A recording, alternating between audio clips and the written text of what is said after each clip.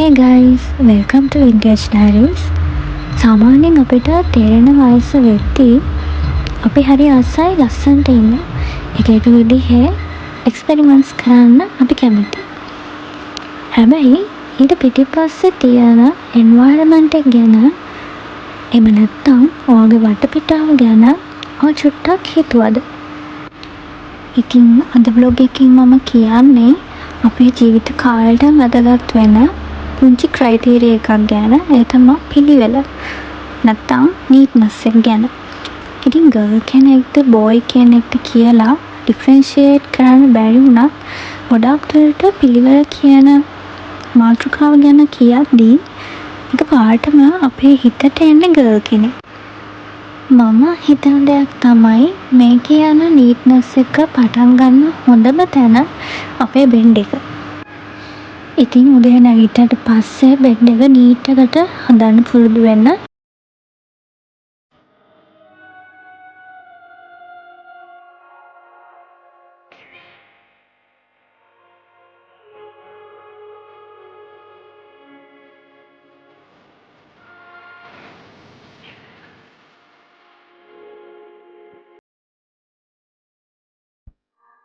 Room එක තියෙන ප්‍රධාන ඒරියාස් තමයි බෙඩ් එක, ස්ටඩි ටේබල් එක, කබඩ් එක.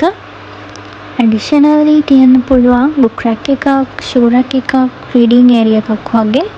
ස්ටඩි කරන කෙනෙක්ට ඔයාගේ ටේබල් එක ඕගනයිස් වෙන එක කොච්චර දුරට වටිනවද කියලා මම කියලා දෙන්න ඕනේ නැහැ කියලා මට හිතෙන්නේ.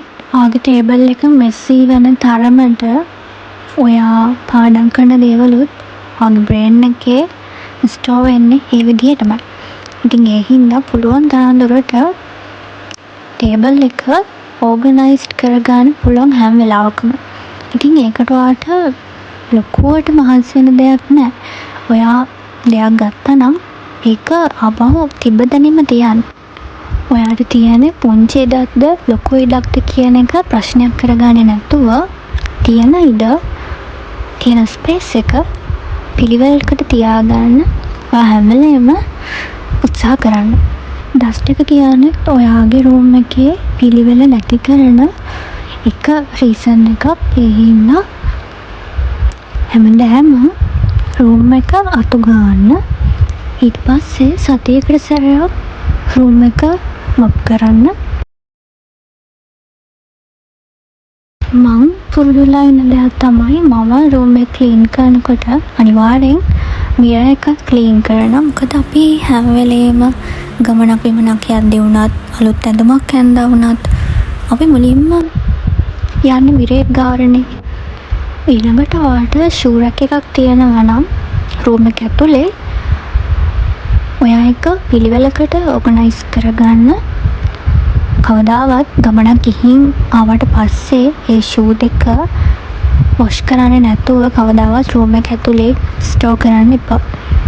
අනිවාර්යයෙන්ම වොෂ් කරලා ඩ්‍රයි කරලා ආපහු රිප්ලේස් කරන්න.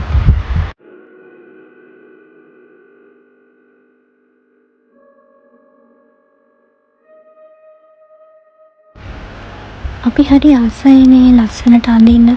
ඉතින් කබඩ් එකත් ඒ වගේම නීට්ලි තියනවා කියලා ඔයාලට කියන්න පුළුවන් නම් ඒක ඔයාගේ ලොකු අචීව්මන්ට් එකක්. ඉතින් කබඩ් එක පිළිවෙලට තියාගන්න ලොකු දෙයක් කරන්න අවශ්‍ය නැහැ.